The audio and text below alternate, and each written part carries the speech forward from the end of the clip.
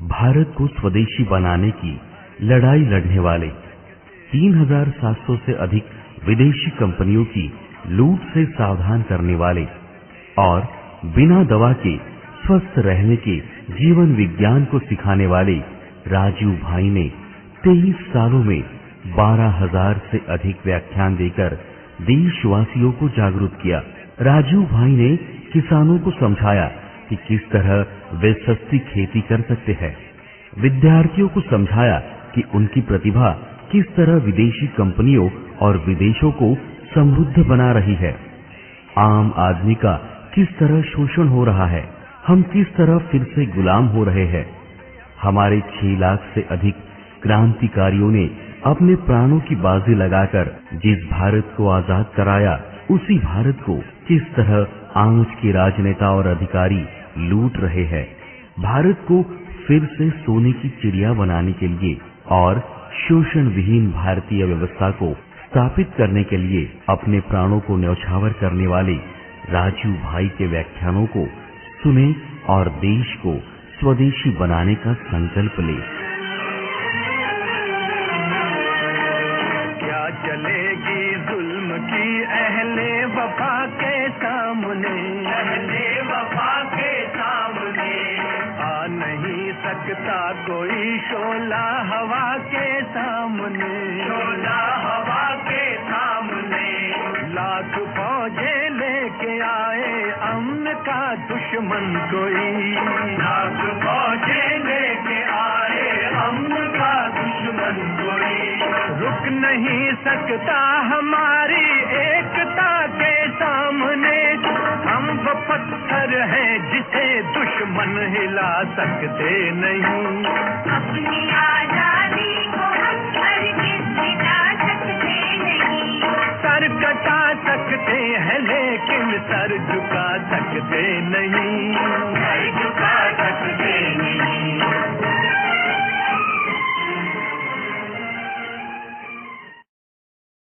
मेरे साथ मंच पर बैठे हुए सभी अग्रगणी सज्जन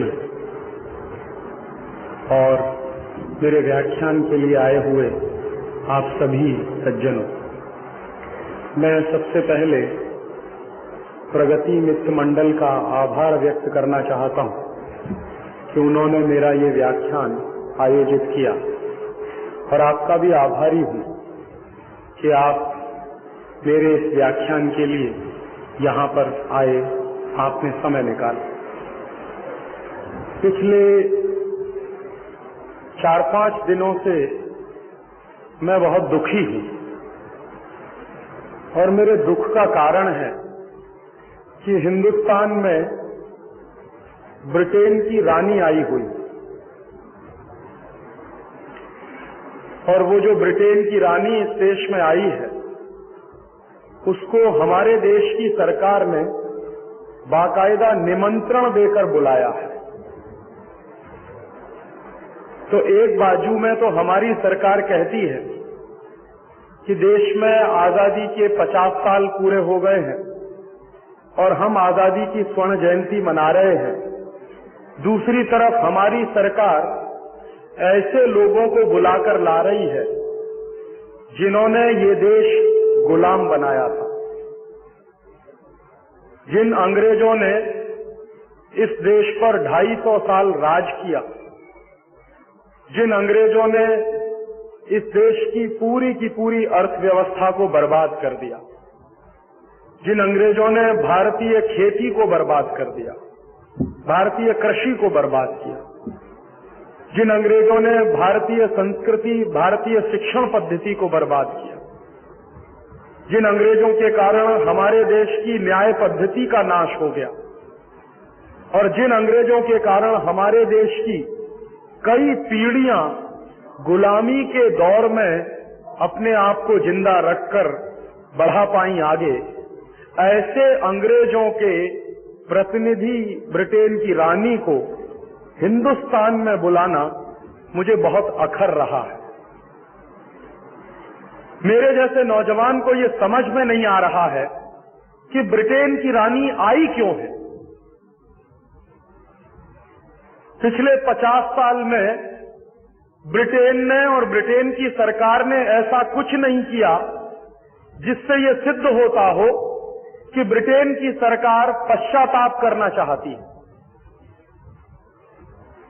और अगर वो पश्चाताप ही करना चाहते थे तो हिंदुस्तान से वो सारी व्यवस्थाओं को वापस ले जाते जो उन्होंने हिंदुस्तान में डालकर छोड़ी। लेकिन ऐसा तो हुआ नहीं है। और पिछले 50 साल में ब्रिटेन ने ऐसा कोई सबूत भी पेश नहीं किया है कि वो हिंदुस्तान के प्रति कोई दया भाव रखते हैं, कोई सद्भावना रखते हैं। तो ऐसे समय में जब इस देश की आजादी की स्वर्ण जयंती मनाई जा रही हो, इस देश में गुलामी के दिनों की याद दिलाने के लिए ब्रिटेन की महारानी को बुलाना मैं हिंदुस्तान के शहीदों का अपमान मानता हूं। हिंदुस्तान के जिन लाखों करोड़ों शहीदों ने ब्रिटेन की आताताई व्यवस्था को, ब्रिटेन की साम्राज्य व्यवस्था को हिंदुस्तान से उखाड़ फेंकने में अपने प्राणों का बलिदान किया हो, अपनी कुर्बानियां दी हो, लाखों लाखों नौजवान अंग्रेजों की गोलियों के शिकार हुए हो, हजारों लोगों को काले पानी की सजा मिली हो और हजारों लाखों लोगों को अंग्रेजों ने फांसी के फंदे पर लटकाया हो, ऐसे हिंदुस्तान में उन अंग्रेजों का स्वागत करना मुझे बहुत अपमानजनक लग रहा है। पिछले 5-6 दिनों से भारत सरकार जश्न मना रही है महारानी के हिंदुस्तान में आगमन का, और इस देश का पग पग पर अपमान किया जा रहा है रानी के आने से। ब्रिटेन की रानी जो हिंदुस्तान में आई है, आप में से शायद बहुत कम लोग जानते होंगे इस बात को कि ब्रिटेन की रानी जो इस देश में आई है उसको पासपोर्ट और वीजा की जरूरत नहीं है हिंदुस्तान में आने के लिए। बिना पासपोर्ट के और बिना वीजा के रानी को हिंदुस्तान में बुलाया गया है। दुनिया के किसी भी देश में आप जाइए, आपको पासपोर्ट अगर नहीं है आपके पास तो आप घुस नहीं सकते उस देश में। दुनिया के किसी भी देश में जाइए, अगर आपके पास वीजा नहीं है तो आपको एयरपोर्ट से ही वापस दूसरी फ्लाइट में भेज दिया जाएगा। दुनिया के किसी भी देश में यह प्रोटोकॉल नहीं है कि बिना पासपोर्ट और बिना वीजा के कोई आदमी एक देश से दूसरे देश में जा सके। ऐसा कहीं नहीं होता। ब्रिटेन की रानी को अगर अमेरिका में जाना पड़े तो अमेरिका में बाकायदा पासपोर्ट लेना पड़ता है, वीजा भी लेना पड़ता है, तब ब्रिटेन की रानी अमेरिका जा सकती है। अगर ब्रिटेन की रानी को जर्मनी जाना पड़े, फ्रांस जाना पड़े, तो फ्रांस की सरकारें बिना वीजा और पासपोर्ट के ब्रिटेन के किसी भी राजा या रानी को अपने देश में घुसने की परमिशन नहीं देते। वो लोग क्या मानते हैं कि ये हमारे देश के राष्ट्रीय सम्मान का प्रश्न है। इसलिए कभी भी ब्रिटेन की रानी अगर फ्रांस जाए, अमेरिका जाए या किसी भी ऐसे देश में जाए तो वहां पर उनको पासपोर्ट लेना ही पड़ता है, वीजा लेना ही पड़ता है। लेकिन हिंदुस्तान में रानी आई है बिना पासपोर्ट और वीजा के। क्यों? ऐसा क्यों है? एक तरफ तो हम ये कहते हैं कि ब्रिटेन का साम्राज्य खत्म हो गया है, ब्रिटेन का राज्य खत्म हो गया है। पहले कभी ब्रिटेन की महारानी हमारी महारानी होती थी, अब तो हमारी महारानी वो नहीं है, क्योंकि अब तो अंग्रेजों का राज्य नहीं है इस देश में, अब तो अंग्रेजों का शासन नहीं है, अब तो अंग्रेजों की व्यवस्था नहीं चलती। तो जब ये देश गुलाम था अंग्रेजों का, उस जमाने में रानी अगर बिना पासपोर्ट और वीजा के आती थी तो समझ में आता था, क्योंकि वो अपने ही एक दूसरे देश में जाती थी। इंग्लैंड के लोग हिंदुस्तान को अपना एक उपनिवेश मानते थे, अपनी एक कॉलोनी मानते थे। तो चूंकि हमारा देश अंग्रेजों की एक कॉलोनी था और अंग्रेजों का एक उपनिवेश था, तो अंग्रेजों के किसी भी राजा को, अंग्रेजों के किसी भी अधिकारी को हिंदुस्तान में आने के लिए पासपोर्ट नहीं लेना पड़ता था, वीजा नहीं लेना पड़ता। तो ये बात अगर 1947 के पहले की होती तो मेरे जैसे आदमी को समझ में आने वाली बात थी, लेकिन आज तो अंग्रेजों के उपनिवेश हम नहीं हैं, ऐसा ही कहा जाता है ना। आज तो हम आजाद हैं, यही कहा जाता है ना। 15 अगस्त 1947 में यह देश अंग्रेजों की गुलामी से आजाद हो गया है, यही बताया जाता है हमको। तो अगर आज हम अंग्रेजों के उपनिवेश नहीं हैं, आज हम उनके साम्राज्य के हिस्से नहीं हैं, तो ब्रिटेन की रानी को पासपोर्ट और वीजा के साथ ही इस देश में आने की अनुमति मिलनी चाहिए थी, लेकिन ऐसा तो नहीं हुआ। तो ये दो बातें हैं, या तो हम ब्रिटेन के उपनिवेश हैं आज भी, तभी रानी बिना पासपोर्ट और वीजा के आ सकती, और या हम ब्रिटेन के उपनिवेश अगर नहीं है तो रानी को पासपोर्ट और वीजा लेना चाहिए था। कभी भी दो सत्य एक साथ नहीं चलते। या तो यह सच है कि हिंदुस्तान आज भी ब्रिटेन का उपनिवेश है, तब तो रानी का बिना पासपोर्ट और वीजा के हमारे देश में आना समझ में आता है, और या फिर यह सच है कि हिंदुस्तान ब्रिटेन का अब गुलाम नहीं है, इसलिए रानी को पासपोर्ट और वीजा के साथ ही आना चाहिए। लेकिन घटना तो यह घटित हुई है कि रानी को पासपोर्ट और वीजा की जरूरत नहीं है, ये बात हिंदुस्तान की सरकार ने कही है। तो इसका एक ही अर्थ निकलता है, या तो ये अर्थ निकलता है जैसे आप अगर विदेश जाएं और आप हिंदुस्तान के नागरिक हैं, तो हिंदुस्तान की नागरिक की हैसियत से आप दुनिया के किसी भी देश में जाइए घूमने के लिए। जब आप वापस अपने देश में आएंगे तो कोई आपसे पासपोर्ट नहीं पूछेगा, कोई वीजा नहीं पूछेगा। क्यों नहीं पूछेगा? दिल्ली के एयरपोर्ट पर या बंबई के हवाई अड्डे पर जब आप उतरते हैं, किसी भी दूसरे देश की यात्रा करके आप जब लौटते हैं, तो आपसे पासपोर्ट नहीं देखा जाता, आपसे वीजा के बारे में नहीं पूछा जाता। क्यों? क्योंकि आप इस देश के नागरिक हैं। और अगर आप भारत के नागरिक हैं तो अपने ही देश में आने के लिए आपको पासपोर्ट की जरूरत नहीं है, वीजा की जरूरत नहीं। अगर आप भारत के किसी भी गांव में जाना चाहें, भारत के किसी भी प्रदेश में जाना चाहें, तो आपको पासपोर्ट की जरूरत नहीं है, वीजा की जरूरत नहीं है। तो ब्रिटेन की रानी अगर हिंदुस्तान में आई है तो या तो ये माना जाना चाहिए कि वो या तो हिंदुस्तान की नागरिक है, क्योंकि हिंदुस्तान के नागरिक को अपने देश में आने के लिए पासपोर्ट और वीजा की जरूरत नहीं है, या आज भी हिंदुस्तान ब्रिटेन का उपनिवेश है, इसलिए रानी को पासपोर्ट और वीजा की जरूरत नहीं है। इन दोनों में से कोई एक बात सत्य है, लेकिन ये सत्य बात हिंदुस्तान के बड़े बड़े नेताओं के दिमाग में आ नहीं रही है, जो रानी के स्वागत में लगे हुए हैं। और हिंदुस्तान के जितने बड़े अखबार हैं, उनमें से किसी भी अखबार में ये बात नहीं छपी है कि रानी को बिना पासपोर्ट और बिना वीजा के हिंदुस्तान में घुसने की अनुमति क्यों मिली और किसने दी। इससे दो ही बातें सिद्ध होती, या तो रानी हिंदुस्तान की नागरिक है और या हिंदुस्तान ब्रिटेन का उपनिवेश है। और अगर ये दोनों बातें सत्य हैं तो ये 15 अगस्त 1947 को हमारी आजादी की बात क्यों कही जाती है फिर?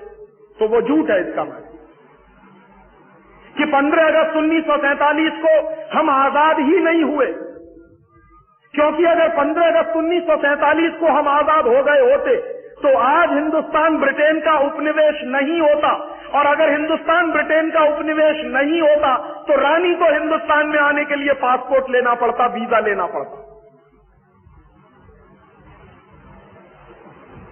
और इसलिए मैं बहुत दुखी हूं। आपके देश का राष्ट्रपति जब किसी दूसरे देश की यात्रा पर जाता है तो उस देश के प्रोटोकॉल के हिसाब से काम करना पड़ता है। और आपको मैं एक जानकारी दे दूं, आपके देश का राष्ट्रपति अगर अमेरिका की यात्रा पर जाए, आपके देश का प्रधानमंत्री अगर अमेरिका की यात्रा पर जाए, तो आपके राष्ट्रपति के जो अंगरक्षक होते हैं और आपके प्रधानमंत्री के जो अंगरक्षक होते हैं, उनसे हथियार रखवा लिए जाते हैं एयरपोर्ट पर, और अंगरक्षकों को राष्ट्रपति के साथ चलने नहीं दिया जाता। अगर हमारे देश का राष्ट्रपति किसी दूसरे देश में जाए, तो राष्ट्रपति के साथ जो फौज जाएगी, जो उनके अंगरक्षक जाएंगे, उनके हथियार वहां एयरपोर्ट पर रखवा लिए जाते हैं और उनको बिना हथियार अपने राष्ट्रपति के साथ जाने की अनुमति मिलती है। कई बार तो अंगरक्षकों को एयरपोर्ट पर रोक दिया जाता है और जाने भी नहीं देते। लेकिन ब्रिटेन की महारानी तो अपने साथ पूरे के पूरे अंगरक्षकों को लेकर आई है, उसको तो रोका नहीं गया इस देश में। उसके अंगरक्षकों को तो इस देश में आने की खुली छूट मिली है। बल्कि हिंदुस्तान के सिपाही रानी की रक्षा नहीं कर सकते, इसलिए ब्रिटेन की सरकार कहती है कि हमने अपने अंगरक्षक भेजे हैं। और जिसने भी टेलीविजन देखा हो या अखबारों में पढ़ा हो, समाचार देखे हो, पढ़े हो या फोटोग्राफ देखे हो, उसमें बहुत स्पष्ट है कि रानी की रक्षा के लिए जितने अंगरक्षक आए हैं वो सब के सब ब्रिटेन से बुलाए गए। जबकि आपका राष्ट्रपति अगर जाए उनके देश में तो उसको अपने अंगरक्षक ले जाने की परमिशन नहीं है। क्यों? ये दूसरी बात भी यही सिद्ध करती है कि आपके देश की राजनीतिक गुलामी अभी भी बरकरार है। और तीसरी, उससे भी ज्यादा अपमान की बात है जो मेरे कलेजों को इस समय आग की तरह से चुभा रही है। वो अपमान क्या हुआ है? हिंदुस्तान की सरकार ने रानी के सम्मान में दिल्ली में एक कार्यक्रम आयोजित किया, और दिल्ली में सरकार का एक म्यूजियम है जिसका नाम है नेशनल म्यूजियम, राष्ट्रीय संग्रहालय, उसने वो कार्यक्रम आयोजित किया। और उस कार्यक्रम के आयोजन के लिए जो निमंत्रण पत्र बांटे गए, उन निमंत्रण पत्रों में राष्ट्रपति का नाम नीचे है, रानी का नाम ऊपर है। क्यों?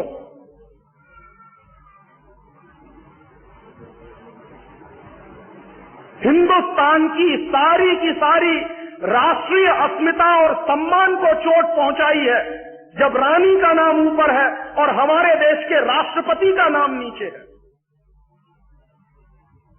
और इस देश का राष्ट्रपति इस देश के संविधान का सबसे प्रमुख व्यक्ति है। भारतीय संविधान के अनुसार भारतीय संविधान का सबसे प्रमुख व्यक्ति है राष्ट्रपति। सारे राष्ट्र का प्रमुख व्यक्ति है वो। और भारतीय संविधान के अनुसार वो राष्ट्र का प्रथम पुरुष है, पहला व्यक्ति है।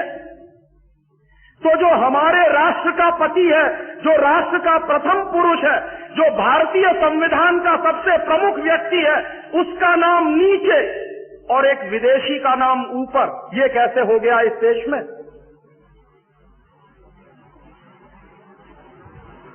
और इसको मैं भारतीय संविधान का सरासर अपमान मानता हूं।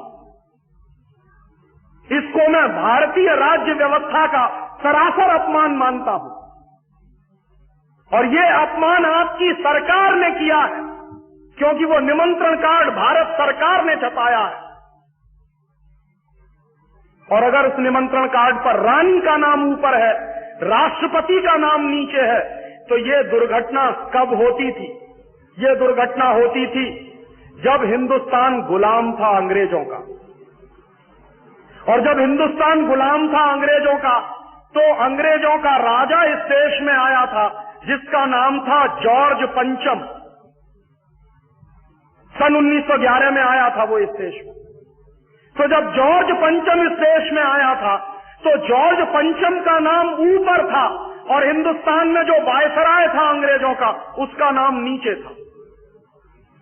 तो उस जमाने में अगर यह दुर्घटना हुई तो मैं मानने को तैयार हूं कि 1911 में यह देश ब्रिटेन का गुलाम था, उपनिवेश था, ब्रिटेन का शासन इस देश पर चलता था। लेकिन आज आजादी के 50 साल में अगर वही दुर्घटना हो रही है तो कौन सी बात मैं मानूं?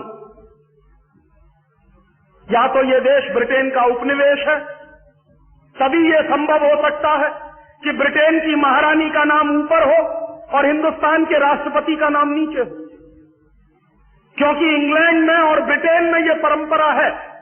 इंग्लैंड का जो प्राइम मिनिस्टर होता है, ब्रिटेन का जो प्राइम मिनिस्टर होता है, उसका नाम हमेशा रानी के नाम के नीचे होता, और ब्रिटेन में रानी की हैसियत राष्ट्रपति के बराबर की होती है, तो वहां रानी का नाम ऊपर होता है और ब्रिटेन की संसद का जो प्रधानमंत्री होता है उसका नाम नीचे होता है, क्योंकि रानी ब्रिटेन की महारानी है। मेरे देश की तो नहीं है महारानी वो, लेकिन मेरे देश में ये क्यों हो गया?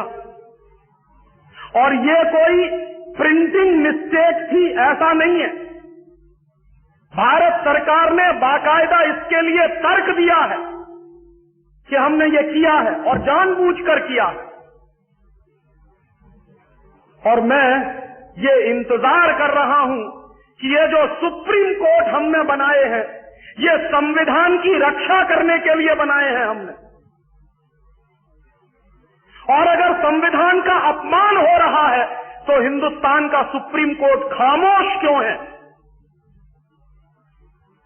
क्यों नहीं पिछले 5 दिन में भारत सरकार के खिलाफ सुप्रीम कोर्ट ने कोई स्ट्रिक्चर इशू किया है? क्यों नहीं किया है? क्या हमने सुप्रीम कोर्ट इसलिए बनाए हैं कि ये खामोशी के साथ देश का अपमान होते हुए देखें, देश के संविधान का अपमान होते हुए देखें, इसलिए हमने बनाए हैं ये सुप्रीम कोर्ट? हिंदुस्तान का सुप्रीम कोर्ट खामोश है। इतने बड़े राष्ट्रीय अपमान के प्रश्न पर सुप्रीम कोर्ट बोल नहीं रहा है। सब खामोशी के साथ मुंह सिलकर बैठे हुए हैं। और दूसरी तरफ हिंदुस्तान की सारी राजनीतिक पार्टियों के बड़े नेता खामोश है। किसी भी नेता का बयान नहीं आया है इतने बड़े राष्ट्रीय अपमान के प्रश्न पर। किसी भी राजनीतिक पार्टी ने बयान नहीं दिया है, इतना बड़ा अपमान हुआ है इस देश का इस सवाल पर। और इस देश में कुछ राजनीतिक पार्टियों को तो हम राष्ट्रवादी कहते हैं, कुछ राजनीतिक पार्टियां तो भारतीय संस्कृति के लिए मरने मिटने को तैयार हैं, कुछ राजनीतिक पार्टियां तो भारतीय अस्मिता के लिए अपनी जान न्यौछावर करने को तैयार है। ऐसी राजनीतिक पार्टियों की तरफ से भी कोई बयान नहीं है आज तक। जो अपने आप को राष्ट्रवादी मानते नहीं, उनसे तो हम कोई उम्मीद कर नहीं सकते, लेकिन जो हमेशा से अपने आप को राष्ट्रवादी कहते हैं, उनकी तरफ से भी तो कोई बयान नहीं आया है। इतना बड़ा राष्ट्रीय अपमान का प्रश्न है ये। और उससे भी बड़ा राष्ट्रीय अपमान उस दिन हुआ जब रानी को दिल्ली में 21 तोपों की सलामी दी गई। हिंदुस्तान में प्रोटोकॉल है। प्रोटोकॉल क्या है कि जब कोई नया राष्ट्रपति पद ग्रहण करता है तब नए राष्ट्रपति को 21 तोपों की सलामी दी जाती है, बाकी किसी को नहीं दी जाती। जब कोई नया व्यक्ति राष्ट्रपति बनता है तब हिंदुस्तान के पार्लियामेंट के प्रोटोकॉल के अनुसार उसको 21 तोपों की सलामी दी जाती है। सिर्फ इस देश का राष्ट्रपति हकदार है 21 तोपों की सलामी लेने के लिए, लेकिन ब्रिटेन की रानी के लिए 21 तोपों की सलामी दी गई है उस दिन, जिस दिन वो उतरी है दिल्ली में। इससे बड़ा राष्ट्रीय शर्म का कोई दूसरा प्रश्न हो नहीं सकता। और ये जो राष्ट्रीय प्रश्न खड़ा हो गया है इस देश में, ये हर व्यक्ति से 2 ही सवाल पूछ रहा है। मैं अपने आप से ये 2 प्रश्न पूछ रहा हूं। क्या हम आजाद हैं? क्या ये भारत ब्रिटेन का उपनिवेश नहीं है? और अगर ये ब्रिटेन का उपनिवेश नहीं है तो ये तमाशा क्यों हो रहा है? और या तो फिर हम ये कहें ईमानदारी से कि हम आज भी ब्रिटेन के उपनिवेश हैं, तो फिर 15 अगस्त 1947 क्यों मनाते हैं हम? फिर क्यों पिछले 50 साल से 15 अगस्त का नाटक चलता है इस देश में? क्यों मुझे बड़े बचपन से ये याद दिलाया गया है कि 15 अगस्त तुम्हारा स्वतंत्रता दिवस है? काहे का स्वतंत्रता दिवस है? जब आज भी हम उसी गुलामी में फंसे हुए हैं जो कभी अंग्रेजों के जमाने में चला करती थी। और उससे भी ज्यादा अपमान मुझे लगा जब ब्रिटेन की रानी के सम्मान में वही गीत गाया गया जो जॉर्ज पंचम के सम्मान में 1911 में गाया गया था कलकत्ता में। कौन सा गीत था वो? हिंदुस्तान में ब्रिटेन के लोगों के समर्थक बहुत बड़ी संख्या में रहे, और न सिर्फ ब्रिटेन के समर्थक रहे बल्कि अंग्रेजों के तलवे चाटने वाले घराने इस देश में रहे। अंग्रेजों की जी हजूरी करने वाले घराने इस देश में रहे, और जिन खानदानों ने अंग्रेजों के जितने ज्यादा तलवे चाटे उन्हीं खानदानों का नाम इस देश में गर्व से लेते हैं लोग। जो अंग्रेजों के सबसे ज्यादा पिट्ठू बनकर रहे, जो अंग्रेजों के चरणों में साष्टांग बिछ जाते थे, ऐसे ही लोगों को इस देश के इतिहास में पढ़ाया जाता। और ऐसा ही एक खानदान था जो अंग्रेजों की गुलामी में आकंठ डूबा हुआ था। उस खानदान का नाम था टैगोर खानदान। और उस टैगोर खानदान का एक व्यक्ति था जिसका नाम था रविंद्रनाथ टैगोर। उस रविंद्रनाथ टैगोर ने जॉर्ज पंचम के स्वागत के लिए एक गीत लिख दिया था। और ना सिर्फ उस आदमी ने वो गीत लिखा, बल्कि कलकत्ता में जब जॉर्ज पंचम पहुंचा और उस भरी सभा में जहां लाखों लोग उपस्थित थे, हिंदुस्तान की गुलामी का गीत गाया गया और ब्रिटेन के राजा का सम्मान किया गया। और ये काम रविंद्रनाथ टैगोर ने अपने मुंह से किया। और वो गीत कौन सा था जो रविंद्रनाथ टैगोर ने इंग्लैंड के राजा की स्तुति का गान करते हुए लिखा था? वो गीत वही है जिसको आप कहते हैं जनगण मन अधिनायक जय हे भारत भाग्य विधाता। बहुत शर्म आती है मेरे जैसे आदमी को जब वो गीत गाने के लिए कोई मुझे कहता है कि ये गाओ। क्यों गाएं उस गीत को? रविन्द्रनाथ टैगोर तो चापलूसी करते थे अंग्रेजों की, रविन्द्रनाथ टैगोर तो चाटुकार थे अंग्रेजों के, और रविन्द्रनाथ टैगोर तो साइकोफेंट थे अंग्रेजों के। इसलिए उन्होंने अंग्रेजों के राजा के सम्मान में वो गीत लिखा था। मैं तो नहीं हूं, मुझे तो अंग्रेजों की चापलूसी से कोई मतलब नहीं। मैं तो अंग्रेजों का उससे ज्यादा विरोधी हूं जितना कोई हो सकता। लेकिन मेरे आजाद देश में उस गीत को बार बार गवाया जाए, ये मेरा राष्ट्रीय अपमान का प्रश्न है।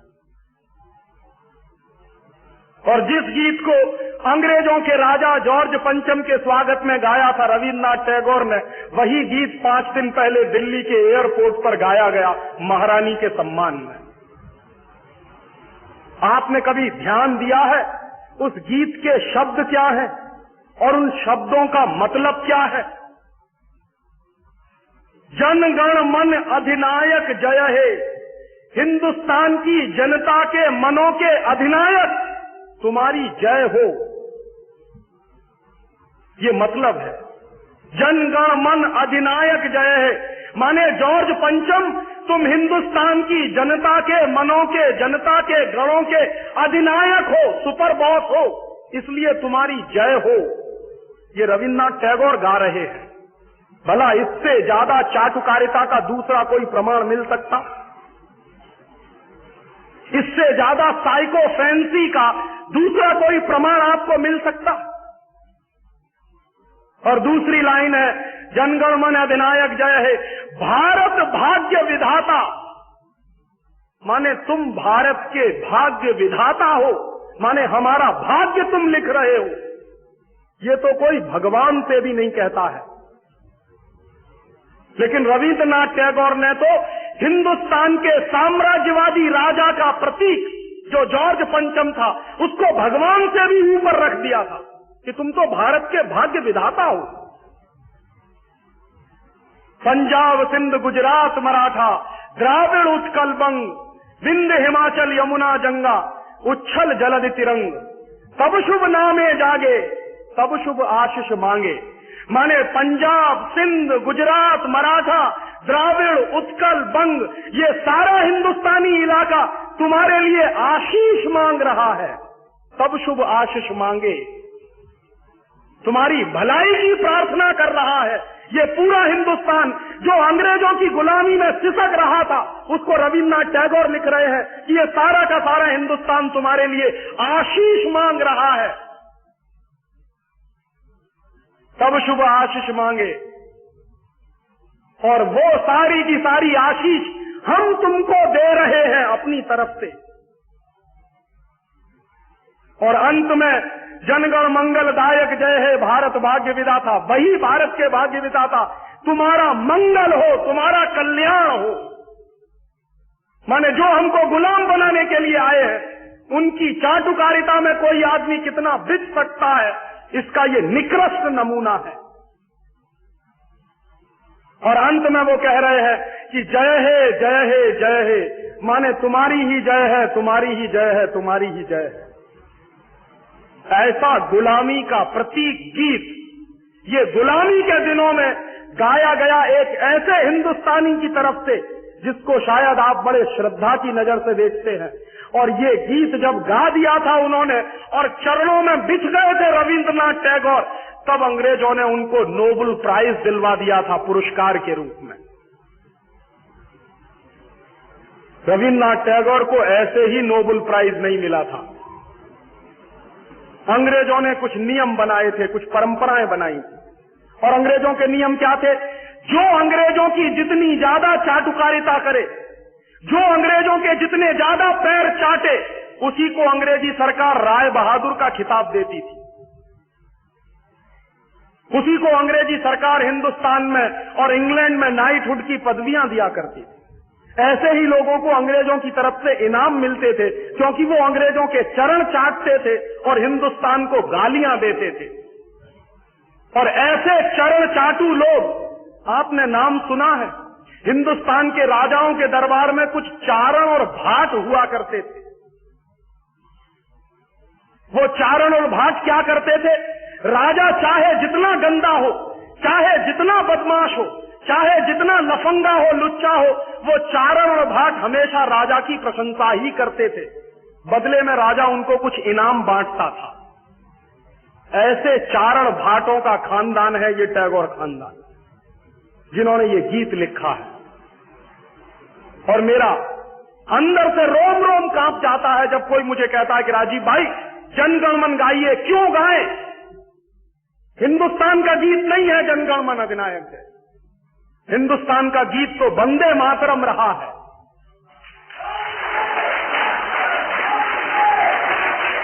और ये वंदे मातरम जैसा गीत जो हिंदुस्तान की आजादी की लड़ाई का प्रतीक था, जो हिंदुस्तान के लोगों में खून में जोश भरने का काम करता था, उस वंदे मातरम जैसे गीत को हिंदुस्तान में राष्ट्रीय गीत का दर्जा दिलवाने में 50 साल लग गया हमको, अब जाके हुआ है। लेकिन जो गुलामी के जमाने का गीत था, जनगण मन अधिनायक जय है, वो आजादी के तुरंत बाद हिंदुस्तान के उन गुलाम लोगों ने, जो शरीर से आजाद होंगे लेकिन दिमाग से गुलाम होंगे, हिंदुस्तान का राष्ट्रीय गीत बनाया था। और आप में से बहुत कम लोग जानते होंगे कि कांग्रेस के 2 अधिवेशन हुए थे, जिन दोनों अधिवेशनों में यह फैसला हुआ था सर्वसम्मति से कि हिंदुस्तान की आजादी के बाद जनगण मन हमारा राष्ट्रीय गीत नहीं रहेगा। यह फैसला हुआ था कांग्रेस की समिति में। लेकिन उन्हीं कांग्रेस के लुच्चे नेताओं ने आजादी के बाद उसी को अपने देश का राष्ट्रीय गीत घोषित करवा दिया। इससे ज्यादा शर्म की दूसरी बात कोई हो नहीं सकती। और वो गीत जिस तरह से गाया गया था, जॉर्ज पंचम की अगुवाई करने के लिए, जॉर्ज पंचम का स्वागत करने के लिए कलकत्ता में लाखों लोगों के बीच में, वही गीत अब फिर गाया गया है महारानी के सम्मान में उस दिन दिल्ली के एयरपोर्ट पर। कैसे कहें कि ये देश आजाद है? 1911 में जो हमने सुना है वही तो आज हम हमारी आंखों के सामने देख रहे हैं। उस जमाने में चारण भाटों का काम टैगोर जैसे खानदान के लोग करते थे। आज भी चारण भाटों की कमी नहीं है, जो रात दिन महारानी के सम्मान में कविताएं लिख रहे हैं, लेख लिख रहे हैं, मैं तो पिछले 6 दिनों से अखबार पढ़ रहा हूं। इस देश में ऐसे लोगों की कमी नहीं है जो अंग्रेजों के समर्थन में, रानी के समर्थन में अपनी लेखनी घिसे चले जा रहे हैं। इसी उम्मीद में कि शायद फिर से अंग्रेजों की दया दृष्टि हो जाए तो हमको भी कोई नोबेल प्राइज मिल जाए या राय बहादुर का खिताब मिल जाए। ये देश के राष्ट्रीय अपमान का विषय है और इसलिए पिछले 1 हफ्ते से मैं बहुत दुखी हूं। एक दूसरी जानकारी और दूं कि 1911 में जब जॉर्ज पंचम आया था तो हिंदुस्तान में ऐसे हजारों लोग थे जिन्होंने जॉर्ज पंचम का विरोध किया था। कांग्रेस के अंदर गरम दल नाम का जो तबका था उसने जॉर्ज पंचम का भयंकर विरोध किया था, जिसमें लोकमान्य तिलक जैसे लोग शामिल थे।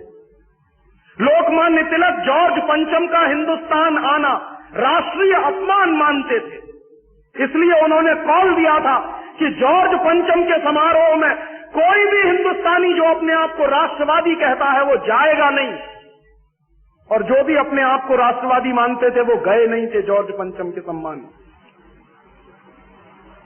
तो तिलक जैसे नेताओं ने उस जमाने में विरोध किया था और तिलक के जो सहयोगी थे उनके ऊपर जॉर्ज पंचम को काले झंडे दिखाने के आरोप में लाठियां चलाई गई थी और उनको जेल में बंद किया गया। तो जॉर्ज पंचम का विरोध जिन्होंने किया, जो हिंदुस्तान को अपनी मां मानते थे, जो मातृभूमि मानते थे और हिंदुस्तान का अपमान बर्दाश्त नहीं कर सकते थे, ऐसे लोगों ने जब जॉर्ज पंचम को काले झंडे दिखाए थे तो अंग्रेजी सरकार ने उन पर लाठी चार्ज किया था और पकड़कर जेल में बंद कर दिया था। वही पिछले 1 हफ्ते पहले फिर हुआ है। शायद आपको मालूम नहीं, दिल्ली के अखबारों में तो ये छपा है, बंबई के अखबारों में ये नहीं छपा। मेरे आजादी बचाओ आंदोलन के 1,500 से ज्यादा कार्यकर्ताओं पर लाठी चार्ज हुआ उस दिन दिल्ली में, इसलिए कि हमने महारानी का विरोध किया था उस दिन एयरपोर्ट पर। माने हमारे ही देश की पुलिस हम ही को पीट रही थी। क्यों? क्योंकि हम महारानी का विरोध कर रहे हैं। विरोध क्यों कर रहे हैं? हम सत्य बोल रहे हैं, इसलिए हमको मार खानी पड़ी थी। मैं तो दुर्भाग्य से उस दिन बंबई में था, लेकिन मेरे 1,500 साथी जेल में ठूंस दिए गए हैं, अभी भी उनकी जमानत नहीं है। और हमने भी संकल्प लिया है कि हमने कोई अपराध किया नहीं है, इसलिए हम जमानत नहीं लेंगे। देखें हिंदुस्तान की पुलिस और देखें हिंदुस्तान की सरकार कितने दिन उनको जेल में बंद रखती। हमने देश के सम्मान के प्रति अपने साथियों को दांव पर लगाया और उन 1,500 साथियों में आप ये सुनकर आश्चर्य करेंगे, ताज्जुब करेंगे कि बहनों की संख्या 300 है। उन 300 बहनों पर भी पुलिस ने लाठीचार्ज किया। क्यों किया है? क्योंकि रानी का विरोध कर रहे थे वो लोग, सत्य बोल रहे थे, इसलिए लाठीचार्ज हुआ। हमारी पुलिस हम ही को पीट रही थी। तो मेरे दिमाग में वो दृश्य घूम गया कि सन 1911 में जब लोकमान्य तिलक और उनके सहयोगियों ने जॉर्ज पंचम का विरोध किया होगा तो जिस तरह से उनको लाठियों से पीटा गया होगा, वही दृश्य अभी दिल्ली में ये घटित होकर चुका। उस जमाने में तो हम मान सकते हैं कि अंग्रेजों की सरकार थी, इसलिए जॉर्ज पंचम का विरोध करने का माने अंग्रेजों का विरोध करना, और अंग्रेजों का विरोध करना माने अंग्रेजी सरकार के अत्याचारों को निमंत्रण देना। लेकिन आज तो हमारी सरकार है, आज तो अंग्रेजी सरकार नहीं है। ये हम कैसे भूलें कि जो सरकार चला रहे हैं वो हमारे ही वोट से चुनकर गए हैं, वो अंग्रेजों के प्रतिनिधि नहीं है। ये हम कैसे भूलें कि इन नेताओं को आपने हमने ही वोट देकर चुनकर भेजा है दिल्ली में, और वो नेता ब्रिटेन की रानी की रक्षा करने के लिए हिंदुस्तान के नागरिकों पर लाठीचार्ज करवा सकते हैं। ये 1911 में होता था, वो आज क्यों हो रहा? इसलिए मेरा दिल बहुत दुखी है कि ये क्या हो रहा है इस देश में, कौन सी आजादी है और कैसी आजादी है। और इस राष्ट्रीय अपमान के प्रश्न को दुर्भाग्य से हिंदुस्तान की कोई राजनीतिक पार्टी उठा नहीं रही है, क्योंकि सबको डर लगता है। क्या डर लगता है? कि हो जाए 1-2 साल में हमारे हाथ में सत्ता आए तो सब तो अपना कैलकुलेशन कुर्सी और सत्ता के हिसाब से करते, कोई भी राष्ट्र के हिसाब से कैलकुलेशन करता नहीं। इस गलतफहमी में आप मत रहिए कि राष्ट्रवादी लोग राष्ट्र के हिसाब से कैलकुलेशन करते हैं। अगर वो राष्ट्र के हिसाब से कैलकुलेशन करते तो उन लोगों के साथ कभी नहीं सोते जिनको जिंदगी भर वो गालियां देते रहे। सबके कैलकुलेशन अपने कुर्सी के हिसाब से हैं, अपने सत्ता के हिसाब से हैं। इतनी अकेले नहीं आई, उसके साथ ब्रिटेन की कंपनियों के बड़े बड़े अधिकारियों का पूरा दल आया है। ब्रिटेन की जो मल्टीनेशनल कॉरपोरेशंस हैं, ब्रिटेन की जो बड़ी बड़ी कंपनियां हैं, उन कंपनियों के बड़े बड़े अधिकारियों का पूरा दल आया है, पूरा दस्ता आया है। रानी अकेले नहीं आई। जॉर्ज पंचम भी अकेले नहीं आया था। 1911 में जब जॉर्ज पंचम आया था तो उसके साथ ब्रिटेन की उस जमाने की कंपनियों के बड़े बड़े अधिकारी आए थे। क्यों आए थे? जॉर्ज पंचम और उसके साथ उस जमाने में ब्रिटेन की कंपनियों के अधिकारी क्यों आए थे? क्योंकि जॉर्ज पंचम ये कहता था कि मेरे साथ जो ब्रिटिश कंपनियों के अधिकारी आए हैं वो हिंदुस्तान में अपना बाजार स्थापित करेंगे, इसके लिए मैं उनको लेकर आया हूं। तो हिंदुस्तान को ब्रिटेन ने अपना बाजार बनाया था, और चूंकि यह देश ब्रिटेन का बाजार बन गया था इसलिए इस देश को गुलाम बनाया था उन्होंने। तो आज भी महारानी आई है तो अपने साथ सैकड़ों अमेरिका और ब्रिटेन की कंपनियों के अधिकारियों को लेकर आई है ताकि वो लोग भी हिंदुस्तान में अपना बाजार बना सके, जैसा कभी ईस्ट इंडिया कंपनी के जमाने में होता। और रानी को हिंदुस्तान में ऐसे ही सद्भावना के तहत नहीं भेजा गया है। रानी को हिंदुस्तान में भेजा गया है बहुत सोची समझी गई प्लानिंग के साथ। आप में से शायद कम लोग जानते होंगे कि इस समय ब्रिटेन की अर्थव्यवस्था बहुत गहरे संकट में है। ब्रिटेन में भयंकर रूप से आर्थिक मंदी चल रही है, और ब्रिटेन में जो भयंकर रूप से आर्थिक मंदी चल रही है उसके परिणाम स्वरूप ब्रिटेन की हजारों कंपनियां अपने कारखाने बंद कर रही हैं, मजदूरों की छटनियां की जा रही हैं। पिछले 6 साल में ब्रिटेन में 1.5 से 2 लाख मजदूरों की छटनियां की गई हैं कारखाने बंद करके। तो ब्रिटेन में भयंकर मंदी चल रही है। उस मंदी के कारण बेरोजगारी पैदा हो रही है। उस बेरोजगारी के कारण ब्रिटेन में गरीबी पैदा हो रही है। और ब्रिटेन आज यूरोप का एक ऐसा देश है जहां सबसे बड़ा अनएम्प्लॉयमेंट का रेट है इस समय। ब्रिटेन में इस समय अनएम्प्लॉयमेंट का रेट 12-13% के आसपास है। हिंदुस्तान से भी 4% ऊपर है। हिंदुस्तान में 8-9% है, वहां 12-13% है। तो भयंकर अनएम्प्लॉयमेंट है ब्रिटेन में, भयंकर गरीबी है। और उस गरीबी को दूर करने की बजाय वहां की सरकार ने पिछले 5-6 सालों में लोगों के ऊपर जबरदस्त टैक्स लगाए हैं ब्रिटेन में। और ब्रिटेन के लोगों पर जब जबरदस्त टैक्स लगा दिए थे जॉन मेजर की सरकार ने, तो जॉन मेजर की सरकार को हारना पड़ा और ये टोरीज लोग जीत गए। टॉनी ब्लेयर कैसे जीते और जॉन मेजर क्यों हारे? उसका एक ही मूल था कि जॉन मेजर अपने ब्रिटेन की आर्थिक मंदी को दूर नहीं कर पाए। बेरोजगारी बढ़ती चली गई, भुखमरी बढ़ती चली गई, गरीबी बढ़ती चली गई, इसलिए वहां की जनता ने जॉन मेजर को नकार दिया और टॉनी ब्लेयर के हाथ में सत्ता सौंपी है। लेकिन टॉनी ब्लेयर भी कह रहे हैं कि मेरे पास कोई जादू की छड़ी नहीं है जो ब्रिटेन की डूबती हुई अर्थव्यवस्था को मैं कुछ किनारे लगा सकूं। कोई मेरे पास जादू की छड़ी नहीं है। तो क्या किया जाए? ब्रिटेन की आर्थिक मंदी है, क्योंकि आर्थिक मंदी के दौर में क्या होता है, सामान बिकना बंद हो जाता है, सामान बिकते नहीं, गोदाम भरे रहते हैं, कारखानों में उत्पादन चलता रहता है, उत्पादन के बाद गोदाम भरते चले जाते हैं, लेकिन माल बाजार में बिकता नहीं है, डंप होता चला जाता। तो माल बेचने के लिए बाजार चाहिए, तो हिंदुस्तान में महारानी बाजार तलाशने के लिए आई है। इस बात को आप समझ लीजिए कि इस समय ब्रिटेन की अर्थव्यवस्था डूब रही है और ब्रिटेन बर्बादी के कगार पर खड़ा है। एक जमाने में ब्रिटेन जरूर साम्राज्यवादी देश था, लेकिन आज ब्रिटेन की कोई औकात नहीं है। यूरोप में कोई देश ब्रिटेन को 2 टके में पूछता नहीं है, बल्कि बात यह चल रही है कि जो कॉमन यूरोपियन मार्केट बनने वाला है उसमें ब्रिटेन रहेगा कि नहीं रहेगा, इस पर यूरोप के देश एक मत नहीं है। फ्रांस कहता है कि इस ब्रिटेन की हमको जरूरत क्या है, ये हमारे किस काम का है। जर्मनी कहता है ब्रिटेन हमारे किस काम का। और फ्रांस और जर्मनी जैसे देशों ने ब्रिटेन की एंट्री पर वीटो लगा दिया है, इसलिए ब्रिटेन बर्बादी के कगार पर खड़ा है। और उस बर्बादी को खत्म करना है, ब्रिटेन की आर्थिक मंदी को दूर करना है, ब्रिटेन की बेरोजगारी को दूर करना है, ब्रिटेन की गरीबी को दूर करना है।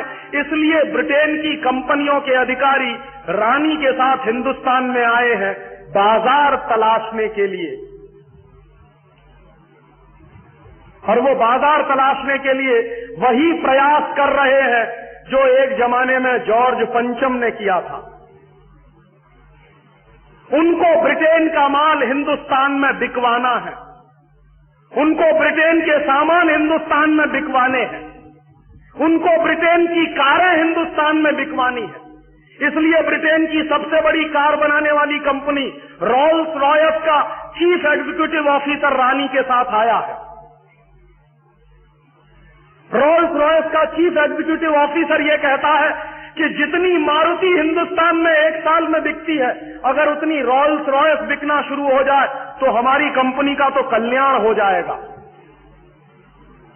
तो वो आपके देश में अपना बाजार बनाने के लिए आए हैं, ना कि आपके प्रति उनके मन में कोई सदाशयता है, ना आपके प्रति उनके मन में कोई दया पैदा हो गई है। इस राजनीति को समझिए, ये बहुत ऊंचे स्तर की राजनीति इस देश में चल रही है और उस राजनीति को प्रोटोकॉल के तहत इस देश में स्थापित किया जा रहा है।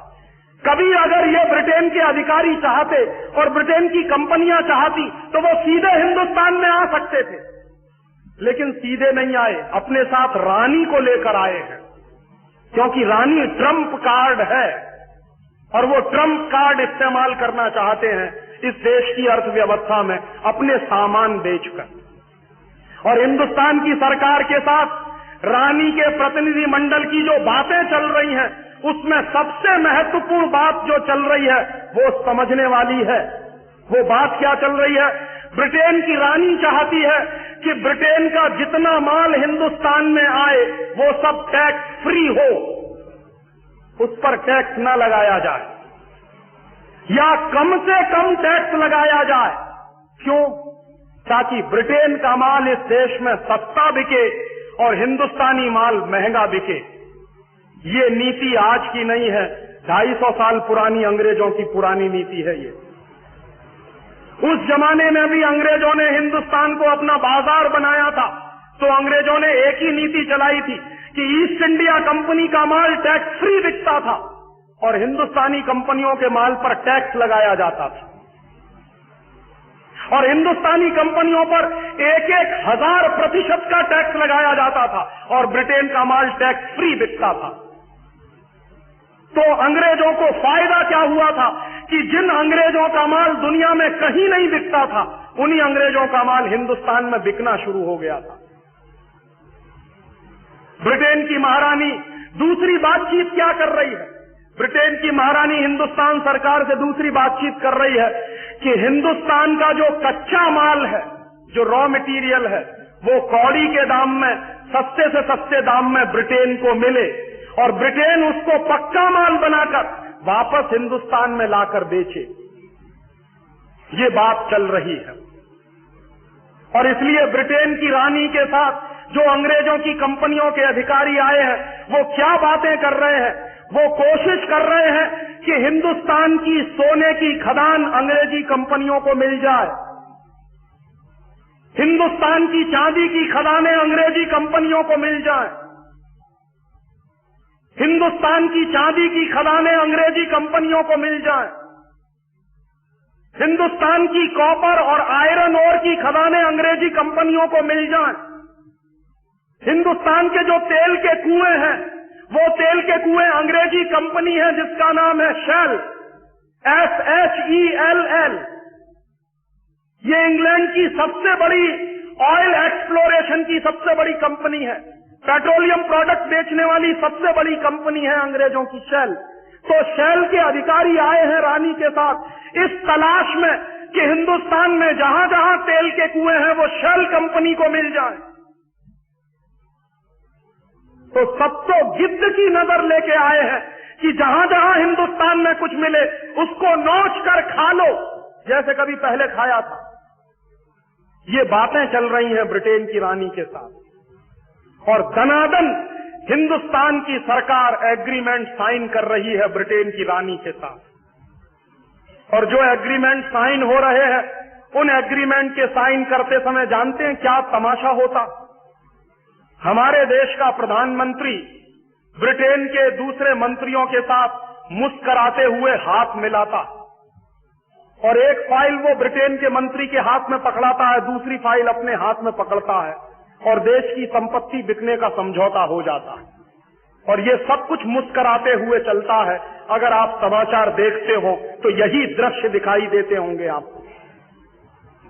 उस फाइल के अंदर क्या समझौता हुआ है ये कभी आपको नहीं बताया जाता। हिंदुस्तान की जनता को यह नहीं बताया जाता कि तुम्हारे देश का हमने कौन सा हिस्सा बेच दिया।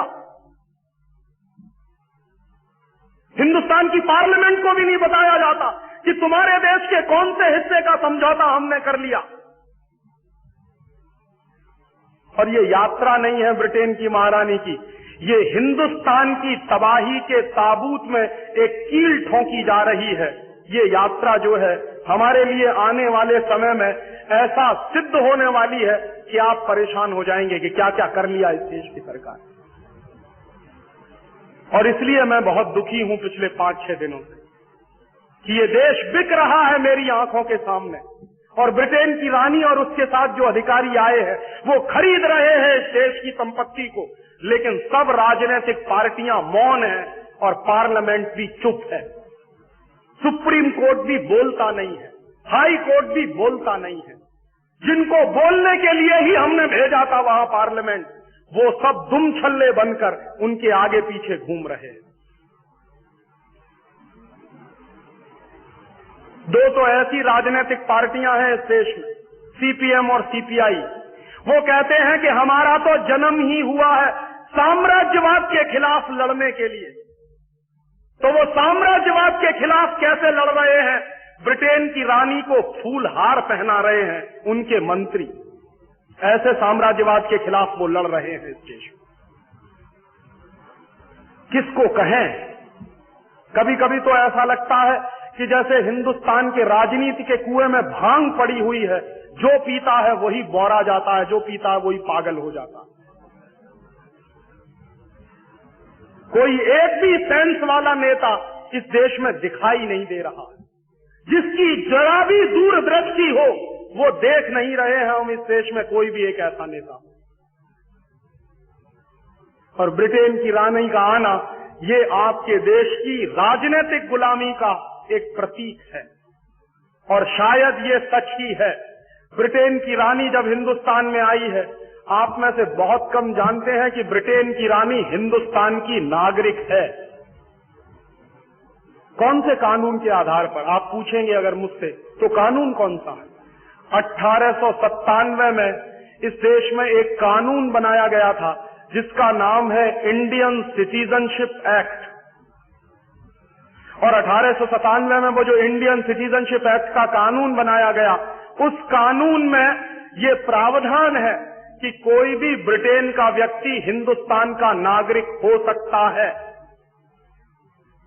और ये कानून अंग्रेजों ने बनाया आज से 100 साल पहले। आप चाहें तो इस कानून की प्रतियां बाजार में बिकती हैं। भारत सरकार ने पब्लिश किया है। इस कानून का टाइटल है इंडियन सिटीजनशिप एक्ट 1897। किसी भी कानून की किताब बेचने वाली दुकान पर आपको ये मिल जाएगा। ₹7 की कॉपी आती है, खरीद लीजिए और पढ़ लीजिए। उसका प्रोविजन बहुत स्पष्ट कहता है कि कोई भी ब्रिटेन का नागरिक हिंदुस्तान का नागरिक हो सकता है। और ये 1897 का 100 साल पुराना कानून 1997 में भी चल रहा है और उसी कानून के आधार पर रानी बिना पासपोर्ट और वीजा के इस देश में आई है। और दूसरी बात का जवाब मैं आपको दे रहा हूं कि क्या हम आज भी ब्रिटेन के उपनिवेश हैं? तो आप अगर ये जानना चाहते हैं तो 1946 का एक कानून है जिसका नाम है इंडियन इंडिपेंडेंस एक्ट, वो खरीद कर पढ़ लीजिए, इसका जवाब आपको वहां मिल जाएगा। 1946 का जो इंडियन इंडिपेंडेंस एक्ट है वो अंग्रेजों ने पारित किया था लंदन में, और अंग्रेजों ने 1946 के इंडियन इंडिपेंडेंस एक्ट को पारित करने के बाद क्या किया था? उस कानून के पारित होने के बाद भारत और पाकिस्तान का बंटवारा किया था अंग्रेजों ने। बहुत कम लोग ये जानते हैं कि हिंदुस्तान और पाकिस्तान का बंटवारा अंग्रेजों ने किया था बाकायदा कानून बनाकर, और उस कानून का नाम है इंडियन इंडिपेंडेंस एक्ट। और उस कानून की प्रस्तावना में, प्रियम्बुल में बहुत साफ साफ लिखा है कि इस कानून के लागू होने के बाद भारत और पाकिस्तान 2 डोमिनियन स्टेट्स बनेंगे। डोमिनियन स्टेट्स का माने क्या होता है? एक बड़े राज्य के अधीन छोटा राज्य। डोमिनियन स्टेट्स का अगर शब्द अर्थ जानना चाहे तो चैम्बर्स की डिक्शनरी खोल लीजिए, ऑक्सफोर्ड वाली खोल लीजिए, दुनिया की किसी भी अंग्रेजी किताब की डिक्शनरी खोल लीजिए। डोमिनियन स्टेट्स का माने एक बड़े स्टेट के अधीन एक छोटा राज्य।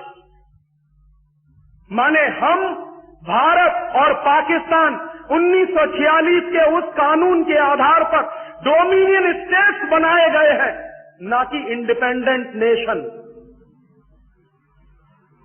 और डोमिनियन स्टेट और इंडिपेंडेंट नेशन में बहुत फर्क है।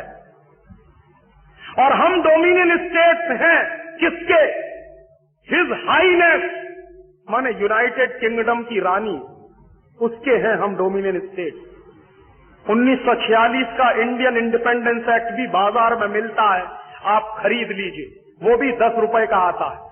उस कानून को पूरा पढ़े या न पढ़े, उसका प्रियम्बुल पढ़ लीजिए, आपकी आंखें खुल जाएंगी कि क्यों ब्रिटेन की महारानी का नाम हिंदुस्तान के राष्ट्रपति के नाम के ऊपर है। इसका जवाब मिलता है 1946 के इंडियन इंडिपेंडेंस एक्ट के कानून। और अगर 1946 के इंडियन इंडिपेंडेंस एक्ट के कानून में हिंदुस्तान और पाकिस्तान 2 डोमिनियन स्टेट्स बने हैं, तो हम इंडिपेंडेंट नेशन कहां हैं? फिर सब आजाद कहां हैं हम? और शायद आप में से बहुत कम लोग जानते हैं कि हिंदुस्तान की जो एंट्री है कॉमनवेल्थ कंट्रीज में, तो कॉमनवेल्थ में हमारी entry as a British dominion करके है, ना कि इंडियन रिपब्लिक के नाम से। और ये इतना गंभीर प्रश्न है, ये गंभीर प्रश्न हिंदुस्तान की आजादी के समय उठाया जाना चाहिए था, और कुछ लोगों ने उठाया भी था, लेकिन उनकी बात को किनारे कर दिया गया, क्योंकि उस जमाने के जो बड़े नेता थे उनको सत्ता की और कुर्सी की वैसी ही भूख थी जैसी आज सीताराम केसरी को है। मैं आपसे बहुत विनम्र शब्दों में कह रहा हूं कि पंडित नेहरू के मन में जितना लालच था कुर्सी का और सत्ता का, वो उतना ही है जितना सीताराम केसरी के मन में है। कोई फर्क नहीं है। पंडित नेहरू 1 मिनट भी प्रधानमंत्री पद की कुर्सी मेरे हाथ से चली जाए इसके लिए तैयार नहीं थे। और इतिहास इस बात को अभी खोदेगा किसी दिन, तो जवाब मिलेगा कि हिंदुस्तान में सरदार पटेल के नाम पर कांग्रेस में जब वोट पड़ा था, कांग्रेस वर्किंग कमेटी की मीटिंग हुई थी, और कांग्रेस वर्किंग कमेटी की मीटिंग में यह फॉर्मूला निकाला गया था कि कांग्रेस के तमाम प्रदेशों के अध्यक्ष जिस नाम पर वोट डालेंगे वही आदमी हिंदुस्तान का पहला प्रधानमंत्री बनेगा। और इसका फॉर्मूला कैसे बनाया गया था कि जिस आदमी के नाम पर सबसे ज्यादा वोट पड़ेंगे वो कांग्रेस का प्रेसिडेंट बनेगा और कांग्रेस का प्रेसिडेंट ही हिंदुस्तान का प्राइम मिनिस्टर बनेगा। ये फॉर्मूला कांग्रेस वर्किंग कमेटी ने निकाला था और उस फॉर्मूले के आधार पर वोट डलवाए गए थे। और उस जमाने में कांग्रेस में 15 प्रदेश अध्यक्ष थे और 15 प्रदेश अध्यक्षों ने जब वोट डाला तो उनमें से 14 वोट सरदार पटेल के पक्ष में पड़े थे, 1 वोट पंडित नेहरू के पक्ष में पड़ा था सिर्फ। और जब पंडित नेहरू के पक्ष में 1 वोट पड़ा तो पंडित नेहरू हार गए और सरदार पटेल जीत गए। तो कांग्रेस वर्किंग कमेटी के फॉर्मूले के आधार पर सरदार पटेल को कांग्रेस का अध्यक्ष बनाना तय हुआ और सरदार पटेल जब अध्यक्ष बनेंगे तो वही हिंदुस्तान के प्रधानमंत्री बनेंगे, ये भी तय हुआ। तब उस समय पंडित नेहरू ने कितनी गद्दारी का काम किया उसकी एक घटना मैं आपको सुनाता हूं। बहुत कम लोग जानते हैं कि जिस आदमी को आप चाचा नेहरू कहते रहे उसने सारे देश को कैसे बेचा है, उसकी आप घटना सुनिए। तो पंडित नेहरू के चरित्र में और सीताराम केसरी के चरित्र में आपको कोई फर्क नहीं समझ में आएगा। हुआ क्या, जब सरदार पटेल वोट जीत गए 14 वोटों से, मैसिव मेजॉरिटी से, तो तय हो गया कि अब तो कांग्रेस के प्रेसिडेंट सरदार पटेल बनेंगे और पंडित नेहरू हार गए, जमानत जब्त हो गई। कारण क्या था, पंडित नेहरू को कांग्रेस में कोई पसंद नहीं करता था। ये सबसे बड़ा सच है, कांग्रेस में कोई पंडित नेहरू को पसंद नहीं करता था। क्यों? उसका कारण था कि पंडित नेहरू चुरूट भी पीते थे, सिगरेट भी पीते थे और लेडी माउंटबेटन के साथ उनके जो संबंध थे उनके बारे में कांग्रेस का बच्चा बच्चा जानता था। नेहरू जैसा चरित्रहीन व्यक्ति इस देश में शायद ही कोई दूसरा होगा, ये मैं कह रहा हूं। और उस कन्विक्शन के आधार पर जो नेहरू के बारे में जानकारियां मुझे मिली, और आप अगर ये जानकारियां देखना चाहें तो मेरे पास ऐसे 4 फोटोग्राफ हैं जो पंडित नेहरू की धज्जियां उड़ा सकते हैं इस देश में। उनमें से 2 फोटोग्राफ तो अभी छप चुके हैं। आपने अगर 15 अगस्त 1997 की इंडिया टुडे पढ़ी हो और नहीं पढ़ी हो तो जरूर खरीद लीजिए, कहीं से मिल जाए तो। उस 15 अगस्त 1997 की इंडिया टुडे में पंडित नेहरू के 2 फोटोग्राफ छपे हैं और उन दोनों फोटोग्राफ को देखने के बाद किसी भी शर्मदार आदमी की आंखें शर्म से नीचे झुक जाएंगी। वो उस आदमी के वो दृश्य हैं उसमें।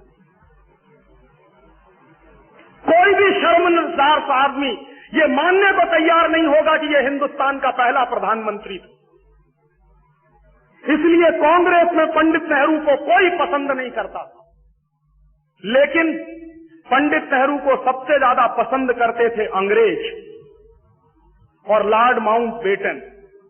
लॉर्ड माउंटबेटन को तो बाकायदा भेजा गया था पंडित नेहरू को फंसाने के लिए और पंडित नेहरू उसमें फंसे थे। तो लॉर्ड माउंटबेटन और अंग्रेज पंडित नेहरू को पसंद करते थे। क्यों? क्योंकि पंडित नेहरू के बारे में सभी अंग्रेज ये कहा करते थे कि ये आदमी शरीर से हिंदुस्तानी है लेकिन इसकी आत्मा अंग्रेज है, इसलिए इसके हाथ में सत्ता दे दो तो कोई वादा नहीं है, अंग्रेजों का ही शासन इस देश में चलता रहेगा। इसलिए अंग्रेज पंडित नेहरू को पसंद करते थे और अंग्रेज चूंकि पंडित नेहरू को पसंद करते थे तो बाकायदा पंडित नेहरू की छवि अखबारों में बनाई गई थी मीडिया हाइप के आधार पर। इस देश के जननेता नहीं थे वो। जननेता होते तो क्यों 14 वोट सरदार पटेल के पक्ष में पड़े और क्यों एक ही वोट पंडित नेहरू के पक्ष में पड़ा?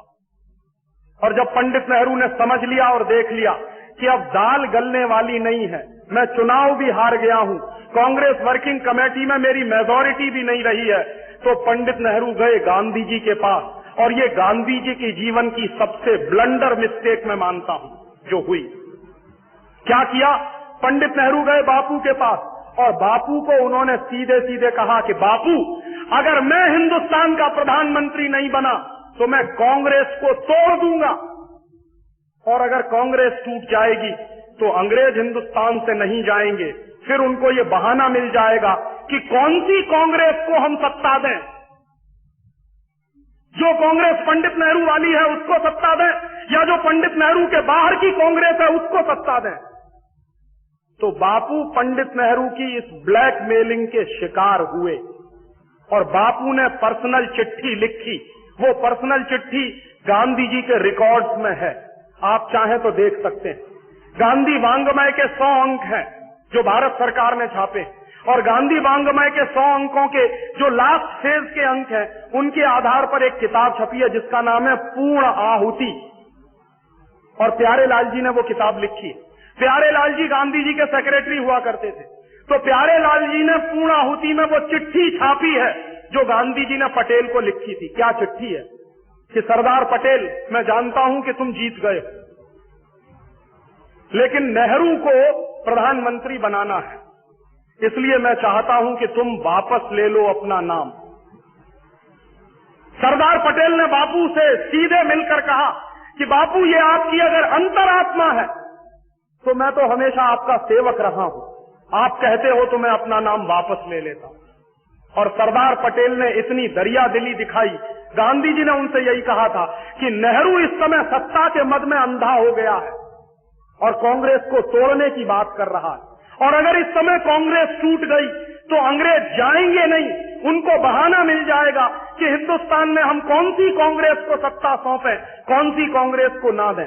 इसलिए अंग्रेजों को ये बहाना ना मिलने पाए, कांग्रेस ना टूटने पाए, तो मैं तुमसे अनुरोध कर रहा हूं कि तुम तुम्हारा नाम वापस ले लो। तब सरदार पटेल ने अपना नाम वापस लिया और इस तरह पंडित नेहरू हिंदुस्तान के प्रधानमंत्री बने।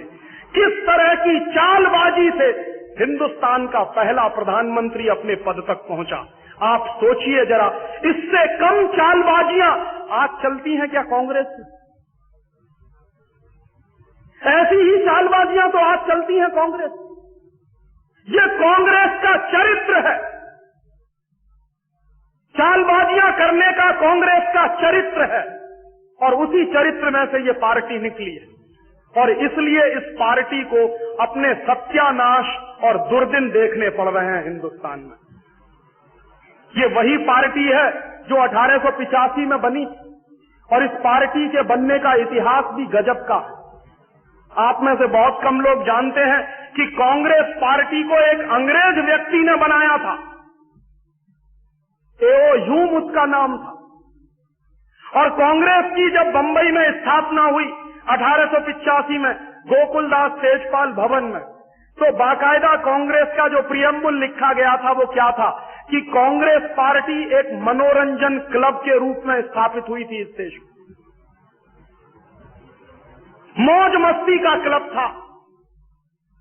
और अंग्रेज क्या कहा करते थे कि इस कांग्रेस पार्टी में ऐसे पढ़े लिखे हिंदुस्तानियों को हम जमा कर देंगे जो हिंदुस्तानियों के मन में थोड़ा बलबला है, और वो बलबला इस पार्टी में निकल आएगा तो फूटकर बाहर निकल जाएगा। और कांग्रेस पार्टी को अंग्रेज कहा करते थे कि ये सेफ्टी बॉल्व है, फ्यूज की तरह से उड़ जाएगा। इसलिए कांग्रेस की नींव पड़ी, ऐसे नींव पड़ी है इस पार्टी की। और दुर्दिन तो इस पार्टी को देखने ही थे। मैं आपको पूरी विनम्रता से कह रहा हूं, अगर महात्मा गांधी ना आए होते साउथ अफ्रीका से तो कांग्रेस को पूछने वाला कोई नहीं था इस देश में, कोई जानता भी नहीं था कि कांग्रेस है और नहीं भी है। गांधी जी ने आके इसमें प्राण फूके थे, और गांधी जी ने आके इसको जन आंदोलन का रूप दिया था। बाद में गांधी जी खुद इतने दुखी हुए कि उन्होंने आजीवन कांग्रेस से इस्तीफा दे दिया था, और बाद में गांधी जी कांग्रेस पार्टी में मेंबर तक नहीं रहे।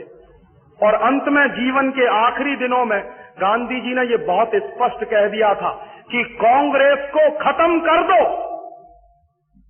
क्यों? गांधी जी कहा करते थे कि अगर इस कांग्रेस को खत्म नहीं किया तो ये हिंदुस्तान को वैसे ही लूटेगी जैसे अंग्रेज इस देश को लूटते रहे। लेकिन इन कांग्रेसियों ने कांग्रेस को खत्म नहीं की, गांधी को खत्म करवा दिया। क्योंकि गांधी उनके रास्ते की रुकावट बनने लगे थे। और बाद में जब कांग्रेस खत्म नहीं हुई तो आज आप उसका हश्र देख रहे हैं। हिंदुस्तान में घोटाले दर घोटाले इस पार्टी ने रिकॉर्ड कायम किया है। और गांधी जी यही कहा करते थे कि अगर ये कांग्रेस खत्म नहीं हुई तो देश को ऐसे लूटेगी जैसे अंग्रेज लूटा करते थे। वही बात आज गांधी जी की सत्य सिद्ध हो रही है इस देश में। और ऐसे धोखाधड़ी से, ऐसे 420 के काम से पंडित नेहरू इस देश के प्रधानमंत्री बने थे। और ऐसी धोखाधड़ी से अगर इस देश की आजादी आई हो तो वो आजादी है कहां। और इसलिए गांधी जी 14 अगस्त 1947 की रात को दिल्ली में नहीं आए थे, वो नोआखली में थे। और कांग्रेस के बड़े नेता गांधी को बुलाने के लिए गए थे कि बापू चलिए आप। गांधी ने मना कर दिया था। क्यों? गांधी कहते थे कि मैं मानता नहीं कि कोई आजादी आ रही है। और गांधी ने स्पष्ट कह दिया था कि ये आजादी नहीं आ रही है, सत्ता के हस्तांतरण का समझौता हो रहा है, आजादी नहीं आ रही है। और गांधी जी ने नोआखली से प्रेस स्टेटमेंट रिलीज किया था। वो प्रेस स्टेटमेंट भी पूर्णाहुति में छपा है, पूरा का पूरा। उस प्रेस स्टेटमेंट गांधी जी ने पहले ही वाक्य में ये कहा कि मैं हिंदुस्तान के उन करोड़ों लोगों को ये संदेश देना चाहता हूं कि ये जो तथाकथित आजादी, सो कॉल्ड फ्रीडम आ रही है, ये मैं नहीं लाया। ये सत्ता के लालची लोग हस्तांतरण के चक्कर में फंसकर लाए हैं। मैं मानता नहीं कि इस देश में कोई आजादी आई है। और इसलिए गांधी आए नहीं थे। 14 अगस्त रात 1947 को दिल्ली में नहीं थे, नोआखली में थे। माने भारतीय राजनीति का सबसे बड़ा पुरोधा जिसने हिंदुस्तान की आजादी की लड़ाई की नींव रखी हो, वो आदमी दिल्ली में मौजूद नहीं था 14 अगस्त 1947 की रात को। क्यों? इसके गंभीर अर्थ हैं। गांधी जी इससे सहमत नहीं थे। और 14 अगस्त 1947 की रात को जो कुछ हुआ है, 14 अगस्त 1947 की रात को जो कुछ हुआ है वो आजादी नहीं आई। ट्रांसफर ऑफ पावर का एग्रीमेंट साइन हुआ था पंडित नेहरू और लॉर्ड माउंटबेटन के बीच में। ट्रांसफर ऑफ पावर का एग्रीमेंट और इंडिपेंडेंस ये दो अलग चीजें हैं। स्वतंत्रता और सत्ता का हस्तांतरण ये दो अलग चीजें हैं। और सत्ता का हस्तांतरण कैसे होता है? आप आज देखिए, एक पार्टी की सरकार है, वो चली जाए, दूसरी पार्टी की सरकार आती है, तो दूसरी पार्टी का प्रधानमंत्री जब शपथ ग्रहण करता है तो वो शपथ ग्रहण करने के तुरंत बाद एक कॉपी पर हस्ताक्षर करता है, शायद आपने देखा होगा। तो जिस कॉपी पर आने वाला प्रधानमंत्री हस्ताक्षर करता है उसी कॉपी को ट्रांसफर ऑफ पावर की बुक कहते हैं। और उस पर हस्ताक्षर के बाद पुराना प्रधानमंत्री नए प्रधानमंत्री को सत्ता सौंप देता है और वो निकलकर बाहर चला जाता है। यही नाटक हुआ था 14 अगस्त 1947 की रात को 12 बजे। लॉर्ड माउंटबेटन ने अपनी सत्ता पंडित नेहरू के हाथ में सौंपी थी और हमने कह दिया कि स्वराज्य आ गया। कैसा स्वराज्य और काहे का स्वराज्य? अंग्रेजों के लिए स्वराज्य का मतलब क्या था और हमारे लिए स्वराज्य का मतलब क्या था? अंग्रेज कहते थे कि हमने स्वराज दिया, माने अंग्रेजों ने अपना राज तुमको सौंप दिया। ये अंग्रेजों का इंटरप्रिटेशन था। और हिंदुस्तानी लोगों का इंटरप्रिटेशन था कि हमने स्वराज्य ले लिया। अंग्रेजों ने अपना राज्य तुमको सौंपा था ताकि कुछ दिन तुम इसको चला लो, जब जरूरत पड़ेगी तो हम दोबारा आ जाएंगे। और अभी महारानी इसीलिए याद दिलाने के लिए वापस आई है कि हमने 50 साल पहले जो अपना राज तुमको सौंपा था, उस राज की हालत क्या है, वही देखने के लिए शायद महारानी इस देश में आई। और उससे भी ज्यादा अपमान की बात मुझे तब लगी कि हिंदुस्तान की इस नपुंसक सरकार ने रानी को जलियांवाला बाग की जमीन पर उतरने की छूट दी। जिस जलियांवाला बाग में हिंदुस्तान के हजारों शहीदों का खून बिछा है, जिस जलियांवाला बाग में हिंदुस्तान के हजारों शहीदों ने अपनी कुर्बानी दी है, उस जलियांवाला बाग में रानी को उतरने की छूट देना हिंदुस्तान के शहीदों की शहादत का सबसे बड़ा अपमान है जो इस सरकार ने किया। रानी किससे माफी मांगेगी? ब्रिटेन की प्रेस ने यह हंगामा मचाया कि जलियांवाला बाग में जाकर रानी माफी मांगना चाहती है। किससे माफी और कैसी माफी? पहले आपने हजारों लोगों को गोली से मार दिया और अब कहते हैं आई एम सॉरी। पहले हिंदुस्तान के हजारों शहीदों को खून से रंग दिया और फिर कहते हैं सॉरी। और रानी किसको माफ कर सकती है? इसकी हैसियत क्या है? इसकी औकात क्या है? हमको माफ करने की उसकी कोई औकात है? हिंदुस्तान के एक एक शहीद की शहादत इस रानी के करोड़ों करोड़ों के मुकट पर कुर्बान की जा सकती है क्या? हिंदुस्तान के एक एक शहीद का खून इतना सस्ता है क्या कि रानी उसको आके माफ करे? कभी कोई देश अपनी शहादत का मूल्य लगाता है क्या? कभी किसी देश के शहीद इसलिए शहीद होते हैं कि बाद में हमारा मूल्य लगाया जाएगा, हमारी शहादत का मूल्य लगाया जाएगा। और वो दिन तो यह देश भूल नहीं सकता। किससे माफी मांगेगी और कौन माफ करेगा इसको? 13 अप्रैल 1919 को जलियांवाला बाग में जब 20,000 लोगों की सभा हो रही थी, बैसाखी का दिन था, और उस 20,000 लोगों की सभा जो हो रही थी जलियांवाला बाग में, उस 20,000 लोगों की सभा को चारों तरफ से घेर कर डायर ने गोलियां चलाई थी। पता नहीं आप में से कितने लोगों ने जलियांवाला बाग देखा। मैंने मेरे जीवन में 3 बार देखा। उस जलियांवाला बाग में अंदर घुसने के लिए छोटा सा गेट है 3.5 फुट का, बाकी चारों तरफ से बाउंड्री वॉल से घिरा हुआ है पूरा बाग। तो डायर ने क्या किया था कि 3.5 फुट वाले गेट पर टैंक लाकर खड़ा कर दिया था ताकि अंदर से कोई बाहर ना भाग सके। और डायर अंदर अपनी फौज लेकर पहुंचा और 20,000 हिंदुस्तानी क्रांतिकारी वहां जमा थे। किसी के पास हथियार नहीं था, किसी के पास बम नहीं था, पिस्तौल नहीं था, गोला बारूद नहीं था। ये अंग्रेज सरकार जानती थी और सब अहिंसक तरीके से वहां मीटिंग कर रहे थे। और उस अहिंसक तरीके से 20,000 लोगों की जो मीटिंग चल रही थी, डायर ने बिना चेतावनी दिए हुए उन 20,000 लोगों पर गोली चलाना शुरू कर दिया और 18 मिनट गोलियां चलती रही। 1-2 मिनट नहीं, 18 मिनट गोलियां चली। और 18 मिनट जो गोलियां चली उनमें से 2,000 लोग तो सीधे मर गए, गोलियां खाकर शहीद हो गए, और हजारों लोग भगदड़ में मर गए। जलियांवाला बाग में एक कुआं है, उस कुएं में कूदने के लिए शहीदों को लगा कि जान बच जाएगी, इस कुएं में कूदो, तो सैकड़ों हजारों तो उस कुएं में कूदने के बाद मर गए। कुछ क्रांतिकारियों को लगा कि दीवार पर से कूदकर बाहर चले जाओ, शायद जान बच जाएगी, तो दीवार से बाहर कूदने में मर गए। और कुछ लोग भगदड़ में पैर के नीचे कुचलकर मर गए। और 2,000 जिन लोगों ने अपनी कुर्बानी दी थी उस डायर की गोलियों से, रानी क्या खाके उनको माफ करेगी? और उन 2,000 शहीदों में एक नौजवान भी था, 14-15 साल का, एक लड़का था, उसका नाम था ऊधम सिंह। ऊधम सिंह उसी सभा में बैठा था जिस सभा में डायर ने गोलियां चलाई थी। और ऊधम सिंह अपनी आंखों के सामने एक एक क्रांतिकारी को मरते हुए देख रहा था। और एक एक क्रांतिकारी जब मरता था तो ऊधम सिंह के मन में एक ही संकल्प पैदा होता था कि जिस डायर ने मेरे देश के 2,000 लोगों को जिंदा मार दिया है, इस डायर को मैं छोड़ूंगा नहीं अपने जीवन में। उस ऊधम सिंह के जीवन का एक ही मिशन रहा, ताजीवन उस आदमी ने, उस नौजवान ने अपनी जवानी गुजारी सिर्फ डायर से बदला लेने के लिए। और वो 14 साल का बेटा, बालक, इस भारत मां का 14 साल के बच्चे की उम्र क्या होती है और समझ क्या होती है, जरा अंदाजा करिए।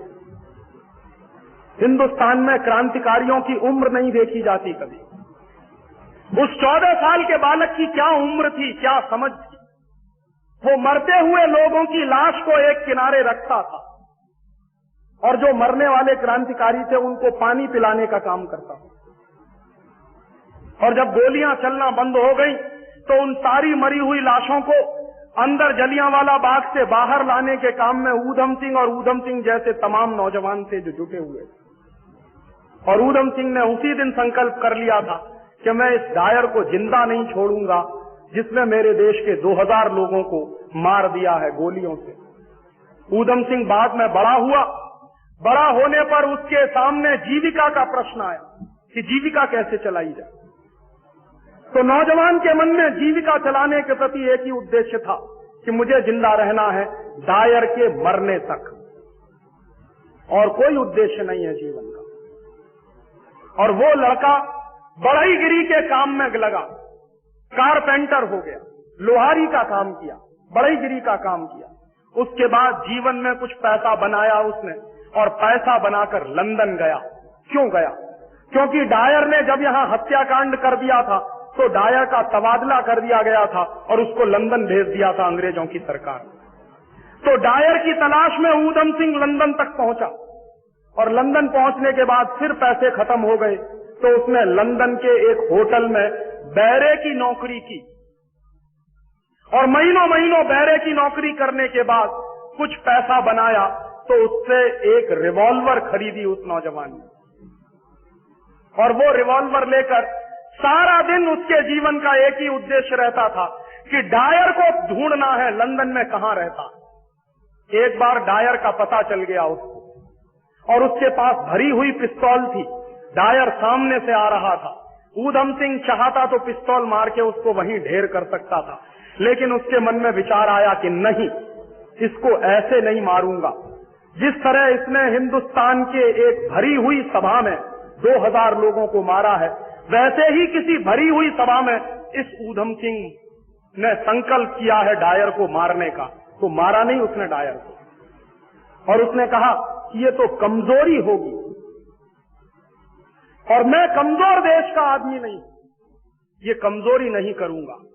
उसके बाद अंग्रेजों की सरकार ने डायर के सम्मान में एक बहुत बड़ा फंक्शन किया लंदन में, और डायर के सम्मान में अंग्रेजों की सरकार ने वो फंक्शन क्यों किया? डायर के सम्मान में अंग्रेजों की सरकार ने इसलिए फंक्शन किया कि डायर ने हिंदुस्तान के 2000 क्रांतिकारियों को मारा, तो अंग्रेजी सरकार ने उसको नाइटहुड की उपाधि दी थी कि इसने हिंदुस्तान के 2000 क्रांतिकारियों को मार दिया है, इसलिए इसको इनाम मिलना चाहिए। तो इनाम दिया गया था डायर को, और जिस समारोह में, जिस जलसे में डायर को ये इनाम दिया जा रहा था, उसकी स्तुति गान किया जा रहा था, उसकी प्रशंसाएं की जा रही थी, उसी भरी मीटिंग में ऊधम सिंह बैठा हुआ था। और जब ऊधम सिंह के बर्दाश्त के बाहर हो गई सब बात, तो चुपचाप उठा, मंच तक आया, बड़े आराम से पिस्तौल निकाली और गोली चलाई। डायर वहीं ढेर हो गया। और जब डायर ढेर हो गया तो अंग्रेजी पुलिस का एक सुपरिंटेंडेंट दरवाजे पर खड़ा था। उसके हाथ कांप गए कि एक हिंदुस्तानी नौजवान में इतनी हिम्मत कि भरी हुई सभा में से उठकर बड़े आराम से आया और मंच पर गोली चलाकर आराम से चला गया। ऊधम सिंह ने उस सुपरिंटेंडेंट को कहा कि मुझे गिरफ्तार करो। तो सुपरिंटेंडेंट भौचक्का होकर उसके मुंह की तरफ देखने लगा। उसकी हिम्मत नहीं हुई ऊधम सिंह को पकड़ने। बाद में ऊधम सिंह को लगा कि यह आदमी डर गया है, तो उसने अपनी रिवॉल्वर फेंक दी हाथ में से, कहा कि अब तो गिरफ्तार करो। तो डरते डरते उसने ऊधम सिंह के हाथ में हथकड़ी लगाई, पुलिस सुपरिंटेंडेंट ने, और ऊधम सिंह ने कहा कि चलो मुझे न्यायालय में ले चलो, कोर्ट में ले चलो। कोर्ट में ले गए ऊधम सिंह को, और अंग्रेजों के लंदन के न्यायालय में ऊधम सिंह को कटघरे में खड़ा किया। तो न्यायाधीश ने जो सबसे पहला प्रश्न किया ऊधम सिंह से, वो क्या था? न्यायाधीश ने प्रश्न किया कि ऊधम सिंह, तुम चाहते तो डायर की हत्या करने के बाद भाग सकते थे, तुम्हारे पास पूरा मौका था। तो ऊधम सिंह ने जवाब क्या दिया कि जज साहब, हिंदुस्तान की जिस माटी से मैं पैदा हुआ हूं, उस माटी में लोग पीठ दिखाकर नहीं भागा करते, जरूरत पड़ने पर सीने पर गोली खाते, पीठ दिखाकर नहीं भागा करते। तो जज आश्चर्य में पड़ गया। जज ने फिर दूसरा प्रश्न किया कि ऊधम सिंह, अगर तुम भाग जाते और हिंदुस्तान चले जाते तो तुम अपने जैसे सैकड़ों ऊधम सिंह पैदा कर सकते थे। तो उसने जवाब दिया कि जज साहब, आप इस गलतफहमी में मत रहिए। जिस दिन आप मुझे फांसी के फंदे पर चढ़ाओगे उस दिन हिंदुस्तान में एक नहीं 10,000 ऊधम सिंह पैदा हो जाएंगे। मुकदमा चलता गया और मुकदमा चलता गया तो अंग्रेजों की प्रेस के जो रिपोर्टर थे वो भौचक्के होकर उस नौजवान का चेहरा देखते थे जिसकी उम्र मुश्किल से 20-22 साल की थी। और अंग्रेजों के जज के हाथ कांप गए थे उस लड़के को फांसी का ऑर्डर सुनाने के लिए। और उस लड़के ने कहा था कि बिल्कुल परेशान मत होइए, मेरी फांसी लगाने के लिए आपको जल्लाद बुलाने की जरूरत नहीं पड़ेगी, मैं खुद अपने हाथों से फांसी का फंदा चढ़ाऊंगा। और लंदन की जेल में जब ऊधम सिंह को फांसी हुई तो ये लंदन की जेल के मैनुअल बताते हैं कि ऊधम सिंह ने सारे जल्लादों को अलग हटा दिया था, खुद गया बड़े आराम से और बहुत आराम से। उसने कहा कि ये नकाब डालने की जरूरत नहीं है क्योंकि अंग्रेजों के कानून थे कि फांसी के पहले काले रंग का नकाब पहनाया जाता। उसने कहा इसकी कोई जरूरत नहीं। बहुत आराम से खुद फांसी का फंदा उसने गले में लटकाया और झूल गया। ऐसे नौजवान को रानी माफ करेगी क्या? ऐसे नौजवान की शहादत का कोई मूल्य हो सकता है क्या? और ऐसे नौजवान की शहादत की जमीन है अमृतसर का जलियांवाला बाग, और उस जलियांवाला बाग में ऐसी रानी के खराब और अपवित्र कदमों का हिंदुस्तान की सरकार के द्वारा वहां पहुंचाया जाना सबसे ज्यादा राष्ट्रीय सम्मान के खिलाफ काम है। और इससे बड़ा राष्ट्रद्रोह कोई हो नहीं सकता जो भारत सरकार ने अभी किया है। ये राष्ट्रद्रोह का काम है, ये कोई छोटा मोटा द्रोह नहीं। शहीदों की शहादत से खिलवाड़ करना, शहीदों की शहादत का मूल्य लगाना, शहीदों की कुर्बानी का मूल्य लगाना, ये राष्ट्रद्रोह का काम है। और ऐसे राष्ट्रद्रोह के काम करने वाले लोगों को, नेताओं को आप बर्दाश्त कर रहे हैं। और मैं आपसे इसी निवेदन के साथ अपना व्याख्यान खत्म कर रहा हूं कि ये इतने बड़े प्रश्न हैं जो आपके बीच में मैंने उठाए हैं, इनका जवाब तलाशिए। मिलकर अगर हम जवाब नहीं ढूंढेंगे तो आने वाली पीढ़ी हमको माफ नहीं करेगी, और आने वाली पीढ़ी जब हमसे सवाल पूछेगी तो शायद हमारे पास कोई जवाब नहीं होगा। आज मेरा दिल बहुत भरा हुआ है, ज्यादा बोलने की स्थिति में नहीं, इसलिए आपसे माफी चाहता हूं और विदा चाहता हूं।